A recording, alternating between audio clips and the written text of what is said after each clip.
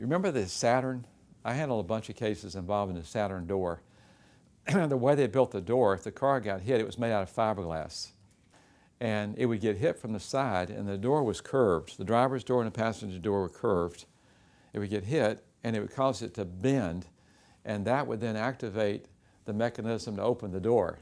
Instead of having 3-point seat belts with an airbag, the government lets you put in an automatic seat belt and no airbag. When you open the door, your seat belt would open. But you could put that in if you were a manufacturer and satisfy the safety rules and didn't have to put in an airbag for about a decade.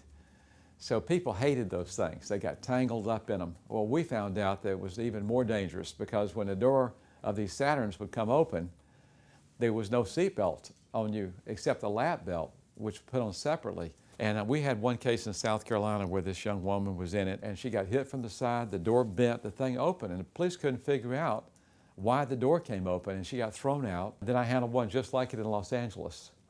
And I taught seminars to tell people how to recognize this.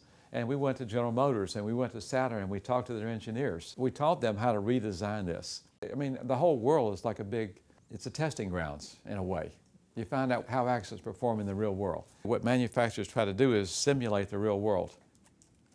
Well, we found out in hundreds and hundreds of cases that a lot of times they don't really subject their designs to as strenuous and unusual forces as they see in the real world.